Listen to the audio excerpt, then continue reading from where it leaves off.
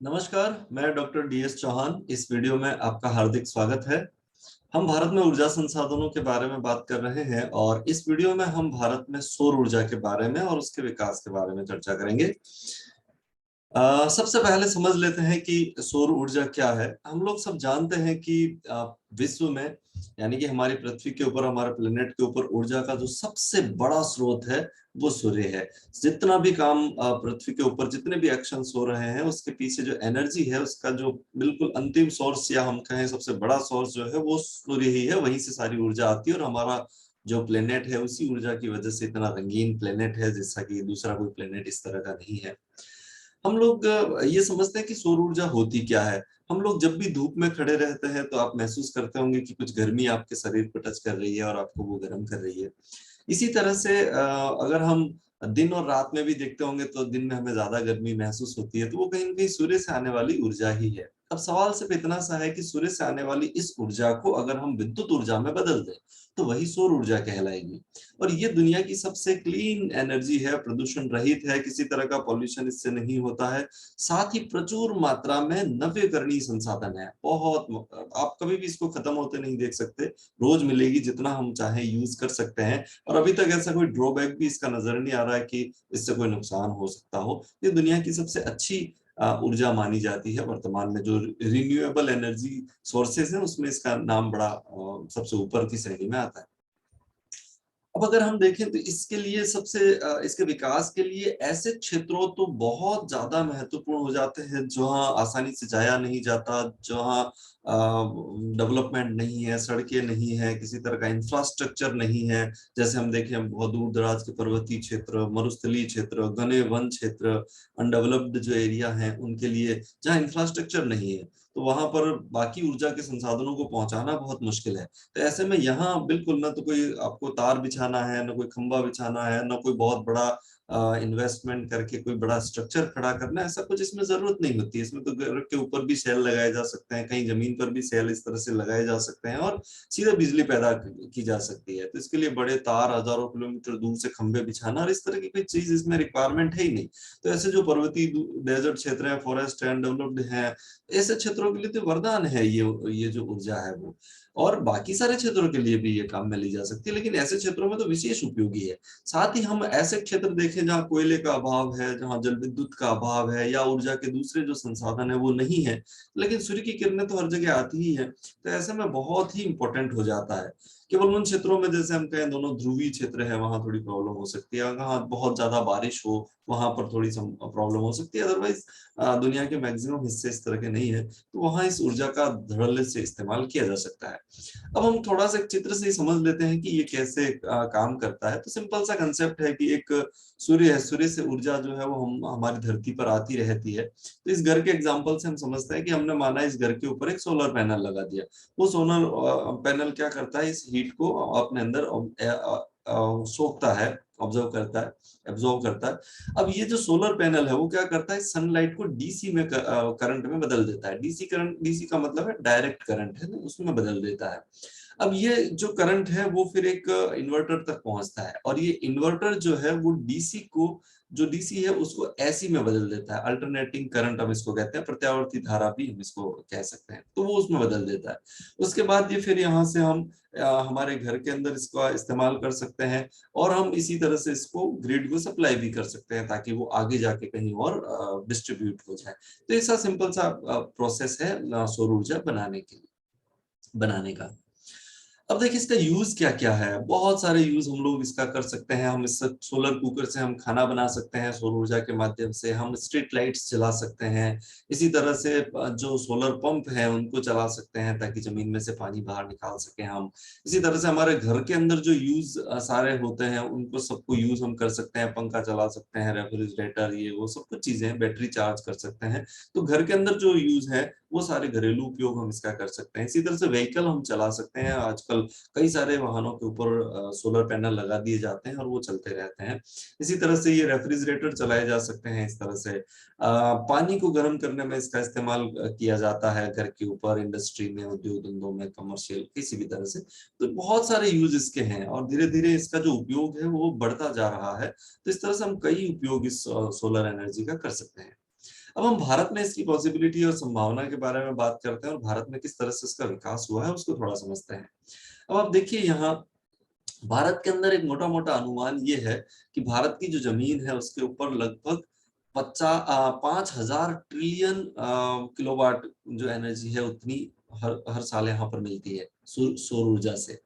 अब सवाल ये कि हम कितना इसका यूज कर पाते हैं, और उसके लिए हमने एक national institute of solar energy, हम राष्ट्रीय सौर ऊर्जा संस्थान कह सकते हैं, NIAC कहते हैं शॉर्ट में, ग्वालपहाड़ी गुरुग्राम में है, हरियाणा के अंदर इसका हेडक्वार्टर। तो वो है, अब इसका जो अनुमान है वो ये है कि भारत के अंदर 748 गीगावाट बिजली पैदा की जा सकती है। 1 गीगावाट के अंदर 1000 मेगावाट होते हैं। तो आप सोचिए कितनी ज्यादा एनर्जी हम पैदा कर सकते हैं भारत के ऊपर, इस संस्था के हिसाब से, national institute of solar energy के हिसाब से। इसके अलावा भारत सरकार ने एक नेशनल सोलर मिशन शुरू किया, NSM कहते हैं हम, ये 2010 से शुरू किया गया, और इसका जो मुख्य उद्देश्य था वो ये था कि भारत को सौर ऊर्जा के उत्पादन में ग्लोबल लीडर बना देना, वैश्विक लीडर बना देना। इस उद्देश्य के साथ इसको शुरू किया गया। तो भारत सरकार ने क्या किया, विभिन्न राज्यों की सरकारों के साथ मिलकर सौर ऊर्जा के विकास पर काफी काम किया इसके अंदर, और उसका प्रभाव भी हमें नजर आता है।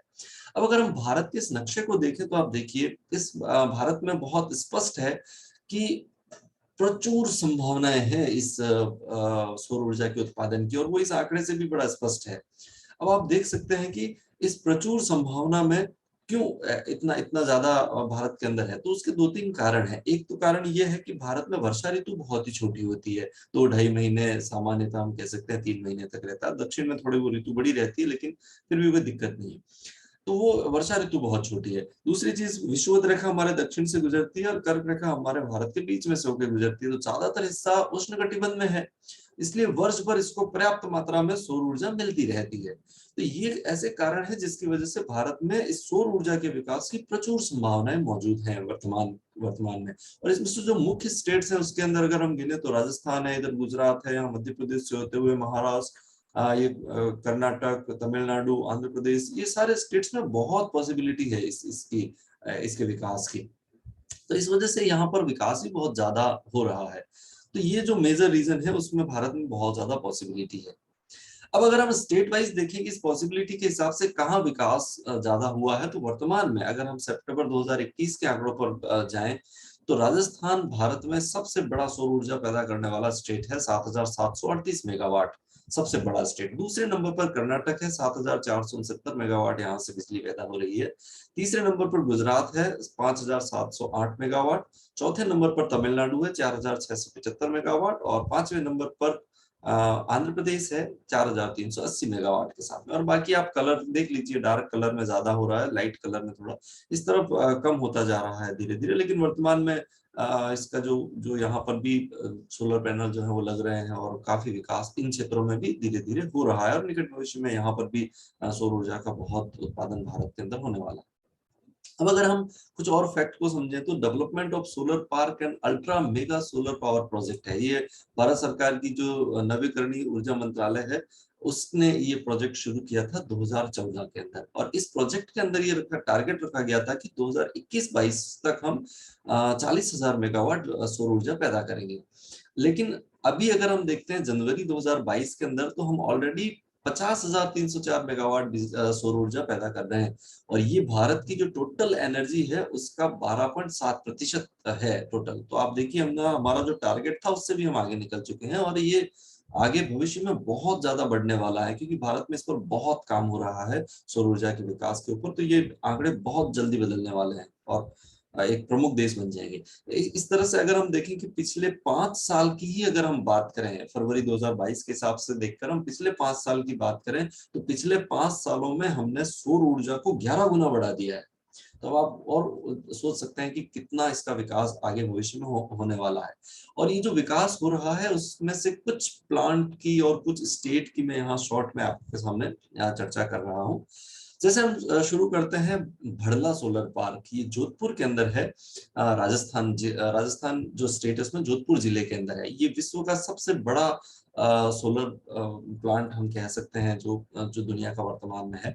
और यहाँ पे लगभग जो एरिया कवर किया गया है वो 14,000 एकड़ एरिया है, उसमें ये पूरा बनाया जा रहा है। और ऐसा माना जाता है कि लगभग 10 मिलियन सोलर पैनल यहाँ पर लग रहे हैं और लगाए जा चुके हैं बहुत सारे तो। और इसकी जो क्षमता होगी वो 2250 मेगावाट की होगी। तो ये दुनिया का सबसे बड़ा है वर्तमान में, और भी कई सारे बन सकते हैं आगे भविष्य में, पर अभी ये सबसे बड़ा है। अब यहाँ पर देखिए 3 कंपनियां काम कर रही है इसमें। Rajasthan solar park development company limited है, ये सूर्या ऊर्जा कंपनी है, अडानी रिन्यूएबल एनर्जी पार्क। तो ये तीनों मिलकर यहाँ इस बहुत बड़े सोलर पार्क का निर्माण यहाँ पर कर रहे हैं। ये लोकेशन है इसकी राजस्थान के। बेसिकली राजस्थान जो है वो काफी पोटेंशियल रखता है इसमें, और बहुत ज्यादा संभावनाएं हैं। और इसी संभावनाओं को देखते हुए राजस्थान सरकार ने राजस्थान सोलर एनर्जी पॉलिसी, हम कह सकते हैं राजस्थान सौर ऊर्जा नीति, बनाई 2019 में। हालांकि नीतियां पहले भी स्टेट गवर्नमेंट ने बनाई है, लेकिन ये सबसे नवीन है। और इस नीति में राजस्थान के अंदर जो सोलर जनरेशन की पोटेंशियल है उसमें बताया गया कि 142 गीगावाट बिजली पैदा की जा सकती है। मैंने पहले ही कहा आपको कि 1 गीगावाट का मतलब 1000 मेगावाट होता है। तो फिर हमने टारगेट रखा कि चलो इतनी पॉसिबिलिटी है तो हम टारगेट 24-25 तक हमने टारगेट रखा 30 गीगावाट कैपेसिटी का उत्पादन हम करेंगे, लेकिन ये तो ऑलरेडी हो चुका। अब आप देखिए यहाँ आइडियल कंडीशंस क्या है, राजस्थान में इतनी पॉसिबिलिटी क्यों है? इसलिए क्योंकि मैं अभी भारत में कह रहा था कि वर्षा ऋतु छोटी, तो राजस्थान में तो और छोटी है। यहाँ तो पश्चिमी राजस्थान जो थार का डेजर्ट है उसमें तो 1.5 महीना भी बारिश नहीं होती, और 1.5 महीने में भी रोज बारिश नहीं होती। तो बहुत कम बारिश होने की वजह से बादल ज्यादातर यहाँ रहते नहीं है, तो वो एक आदर्श कंडीशन बन जाती है। फिर सूर्य की किरणें बहुत स्ट्रॉन्ग, बहुत तेज सूर्य की किरणें पड़ती है। उसका रीजन ये है कि कर्क रेखा बिल्कुल करीब है हमारे, तो गर्मियों के सीजन में तो बहुत तेज गर्मी सीधी किरणें पड़ती है। और बाकी अगर हम सर्दी की ऋतु में भी देखें तो गर्मी यहाँ पर पर्याप्त मात्रा में रहती है। दूसरा सबसे इंपॉर्टेंट फैक्टर ये भी है कि यहाँ पे की जो जमीन है वो बहुत सस्ती है और अनफर्टाइल लैंड है, क्योंकि डेजर्ट है यहाँ पर, कोई ज्यादा उपजाऊ तो है नहीं वो जमीन, तो ऐसे में सस्ती मिलती है। और ये सोलर पैनल बनाने के लिए बहुत लार्ज स्केल पर जमीन चाहिए, आप देखिए। लेकिन जैसे हम कहें कि उत्तर प्रदेश, पंजाब, हरियाणा, यहाँ पर तो सारी एग्रीकल्चर लैंड है, तो वहां पर अगर हम सोलर पैनल लगा देंगे तो खेती कहाँ करेंगे, और वो जमीन भी बड़ी महंगी है। लेकिन राजस्थान के अंदर वो वैसे भी खाली पड़ी हुई जमीन है, तो ऐसे में वो जमीन बहुत सस्ती मिल जाती है कंपनियों को। इसलिए बहुत सारी कंपनियां राजस्थान के अंदर इन्वेस्ट वर्तमान में कर रही है। और अनफर्टाइल भी है, ऐसे भी अगर हम देखें उत्पादन के हिसाब से तो वहां कोई ज्यादा एग्रीकल्चर तो हो नहीं रही है, तो वो अनफर्टाइल लैंड का बिल्कुल सटीक तरीके से सदुपयोग यहाँ राजस्थान के अंदर किया जा सकता है। दूसरी चीज एक ये भी है कि पश्चिमी राजस्थान में विशेष तौर पर कोयला, जल विद्युत, ये जो बाकी ऊर्जा के संसाधन है, खनिज, जो खनिज आधारित जो संसाधन है उनकी काफी कमी भी है। हालांकि पेट्रोल डीजल का यहाँ पर अभी पेट्रोल का उत्पादन हो रहा है, लेकिन फिर भी कोयला और हाइड्रो इलेक्ट्रिसिटी का यहाँ पर अभाव है। जल विद्युत का यहाँ ज्यादा उत्पादन नहीं हो सकता डेजर्टिक कंडीशंस की वजह से। तो ऐसे में इस पर डिपेंड होना भी बहुत अच्छी बात है, और ये एक आदर्श कंडीशन भी है कि दूसरे ऊर्जा के संसाधन नहीं है तो इसका विकास ज्यादा किया जाए। और इसीलिए राज्य सरकार ने आप देखें तो एक सोलर एनर्जी इंटरप्राइजेज जोन बनाया है, और उसमें 3 डिस्ट्रिक्ट रखे हैं, जोधपुर, जैसलमेर, बाड़मेर। और राजस्थान के अंदर जोधपुर में बहुत ज्यादा संभावनाएं वर्तमान में दिखाई दे रही है, और इनमें जैसलमेर और बाड़मेर जिलों में और बाकी सारे जो वेस्टर्न राजस्थान के डिस्ट्रिक्ट्स हैं, और राजस्थान, वेस्टर्न राजस्थान ही क्यों, पूरे राजस्थान में बहुत पॉसिबिलिटी इसकी है। तो इसका बहुत विकास यहाँ पर हो रहा है वर्तमान में। दूसरा हम प्लांट देखते हैं शक्ति स्थल सोलर पावर प्रोजेक्ट। ये देखिए कर्नाटक के अंदर एक तुमकुरू डिस्ट्रिक्ट है, उसके अंदर पावागढ़ जगह है, वहां पर 2050 मेगावाट का ये प्लांट यहाँ पर है। इसी तरह से आंध्र प्रदेश के अंदर हम इस सेक्टर में देखें तो कोडूर अल्ट्रा सोलर पार्क है, जो कि 1000 मेगावाट का यहाँ पर है। रेवा सोलर पावर प्रोजेक्ट है मध्य प्रदेश के अंदर, यहाँ देखिए ये रेवा में, ये 750 मेगावाट का बहुत विशाल प्लांट यहाँ पर स्थित है। इसी तरह से तमिलनाडु के इस जगह पर अगर हम देखें तो ये कामुती सोलर पावर प्रोजेक्ट है, रामानंदपुरम डिस्ट्रिक्ट के अंदर है, तमिलनाडु के अंदर 648 मेगावाट में, भी 2500 एकड़ में फैला हुआ। अडानी ग्रुप ही इस पर काम कर रहा है। राजस्थान की तरह तमिलनाडु ने भी सोलर एनर्जी पॉलिसी बनाई है 2019 के अंदर, ताकि इसका वो आसानी से विकास कर सके। एक देखिए ओमकारेश्वर फ्लोटिंग सोलर पार्क है, ये नर्मदा नदी पर एक डैम है, ओमकारेश्वर डैम, उसके वाटर रिजर्वेयर जो है, जो जल स्रोत बना है उसके, उसमें है खंडवा डिस्ट्रिक्ट के अंदर, 600 मेगावाट का। आप देखिए पानी के ऊपर, और ये अच्छा भी है, इससे लैंड का सदुपयोग भी होता है। और पानी के ऊपर वैसे भी वहां और कुछ हो नहीं सकता, और नीचे पानी मौजूद है, तो ये काफी अच्छी कंडीशन है सोलर पैनल की। फ्लोटिंग नेशनल पार्क कहते हैं इसको यहाँ पर, ओमकारेश्वर। एक और इम्पोर्टेंट बात है, भुज के अंदर एक सोलर पॉन्ड बनाया है, सौर तालाब हम इसको कह सकते हैं। बेसिकली ये एक रिसर्च डेवलपमेंट और डेमोन्स्ट्रेशन प्रोजेक्ट है भारत सरकार सरकार का। तो यहाँ पर आप देखिए, इसमें 6000 स्क्वायर मीटर का एक तालाब बनाया गया है 1987 के अंदर। और उस तालाब में सौर जो ऊर्जा है, सोलर एनर्जी है, उसका इस्तेमाल करके पानी गर्म करके कच्छ की जो डेयरी है वहां भेजा जाता है, और लगभग 80,000 लीटर पानी यहाँ पर गर्म किया जाता है। देखिए, इस तरह का एक तालाब बनाया गया है, एक छोटा सा यहाँ सिस्टम लगाया गया ताकि वो गर्म पानी डेयरी तक पहुंचाया जा सके। यहाँ इसकी मैं बात कर रहा हूँ। मैं थोड़ा सा शॉर्ट में आपको समझा देता हूँ कि कैसे काम करता है सोलर पॉन्ड जो है, वो किस तरह से काम करता है। नॉर्मली हम समझते हैं सोलर पॉन्ड जो जो सलाइन वाटर होता है, खारा पानी जो होता है, उसमें 2-3 लेयर बनती है। और जैसे जैसे हम नीचे की तरफ जाते हैं तो वो सैलिनिटी जो है वो थोड़ी बढ़ती जाती है, और इसलिए वहां पानी की डेंसिटी भी ज्यादा होती है नीचे की तरफ। तो नॉर्मल सी बात यह है कि जो पानी जितना ज्यादा खारा होता है वो ज्यादा गर्म हो जाता है, सोलर एनर्जी से वो एब्जॉर्ब ज्यादा करता है। तो ऐसे में जो पानी सौर की किरणें हैं वो नीचे जाती है, तो नीचे वाला जो पानी है वो अधिक खारा होने और अधिक डेंसिटी होने की वजह से गर्म हो जाता है, ज्यादा गर्म हो जाता है। और इसका जो टेम्परेचर है वो 70, 80, 90 डिग्री तक भी पहुंच जाता है। तो इस पानी का इस्तेमाल हम एनर्जी बचाने के लिए कर सकते हैं। कैसे? हम मान लेते हैं कि ये पानी नीचे गर्म हो गया, गर्म होने के बाद जो तीसरी लेयर है पानी की, और इस पानी को हम एक पाइपलाइन से बाहर खींच लें, तो इसका तापमान 70 डिग्री 80 डिग्री है। और फिर इस पानी को हम, जैसे यहाँ पर हमने मशीन लगा रखी है, उस पानी को हमने किसी प्लांट में भेज दिया, तो उस पानी को गर्म करने की जितनी भी एनर्जी उतनी सारी बच सकती है। प्लस इस पानी से हम भाप, जो स्टीम पैदा होती है, उस स्टीम से हम टरबाइन भी चला सकते हैं और बिजली भी पैदा कर सकते हैं, दोनों तरह की चीज हो सकती है। तो अभी ये जो भूज सोलर पॉइंट है, उससे क्या हो जाता है, वो कच्छ की जो डेयरी है उसके अंदर तो पानी सप्लाई कर दिया जाता है, ताकि वो सारे दूध से जो बर्तन होते हैं बड़े बड़े, उनको धोने के लिए गर्म पानी की जरूरत पड़ती है, लेकिन वो गर्म करना नहीं पड़ता, वो नेचुरली गर्म हो जाता है, सूर्य की ऊर्जा से ही गर्म हो जाता है। और इसी तरह से हम उसी 80 डिग्री टेम्परेचर में काफी भाप पैदा होती है, काफी स्टीम पैदा होती है। उस स्टीम को हम किसी एक पाइप में फ्लो करके टरबाइन भी घुमा सकते हैं और वहां से बिजली भी पैदा कर सकते हैं, दोनों तरह के काम इसमें हो सकते हैं। ये भू सोलर पॉइंट जो है वो भारत का पहला है, कहीं लिखा है कि एशिया का पहला है, कुछ साइट्स पे तो उसको विश्व का भी पहला बताया है। तो खैर जो भी हो, लेकिन यहाँ पर एक सोलर पॉइंट भुज के अंदर काम कर रहा है। तो हम इस तरह से खारे पानी इसका को गर्म करने के लिए भी सौर ऊर्जा का इस्तेमाल कर सकते हैं। कुछ और प्लांट है भारत के अंदर जिसकी मैं शॉर्ट में यहाँ बात कर लेता हूँ। जैसे हिमाचल प्रदेश के अंदर काजा सोलर पार्क है, उत्तर प्रदेश के अंदर जालून सोलर पार्क है, राजस्थान के अंदर फलोदी पोखरण सोलर पार्क, और एक नोक सोलर पार्क ही जैसलमेर के अंदर है, काफी बड़ा प्लांट है।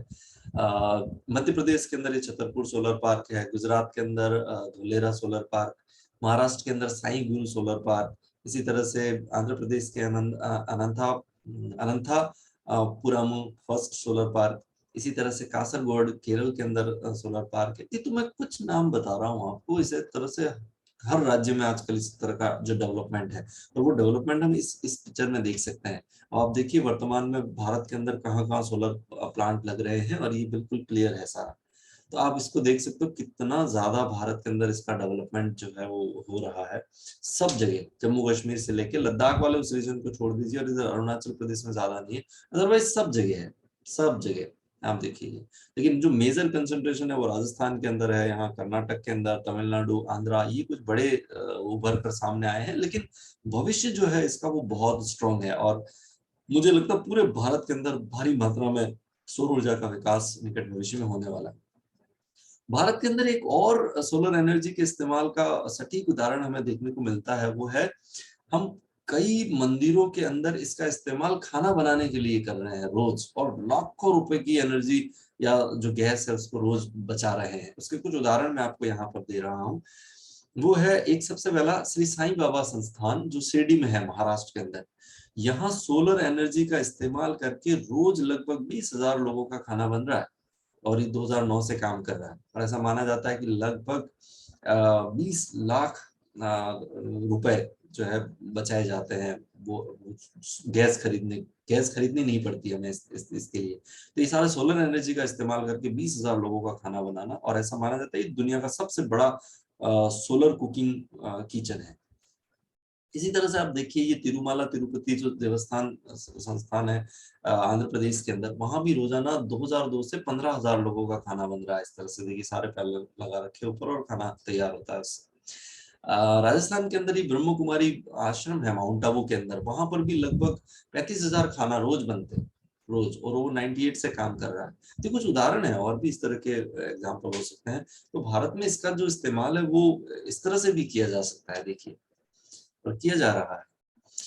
अब हम इस पूरे डेवलपमेंट को समझने के बाद कुछ सवाल मैं आपसे कर लेता हूँ, उम्मीद करता हूँ आप मुझे जवाब देंगे। राष्ट्रीय सौर ऊर्जा संस्थान का मुख्यालय कहाँ है? भारत में सर्वाधिक सौर ऊर्जा का उत्पादन किस राज्य से हो रहा है? भड़ला सोलर पार्क राजस्थान के किस जिले में स्थित है? कामोती सौर ऊर्जा परियोजना किस राज्य में स्थित है? भूज सौर तालाब की स्थापना किस राज्य में की गई है? काजा सौर पार्क किस राज्य में स्थित है? विश्व में सबसे बड़ा सौर ऊर्जा रसोई घर कहाँ स्थित है? तो आप इन सवालों के जवाब दीजिए।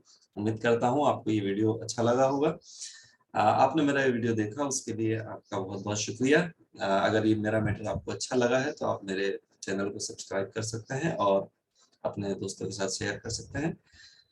हम अगले वीडियो में फिर मिलेंगे, तब तक आप अपने आसपास पानी और पेड़ों की रक्षा कीजिए। Thank you so much.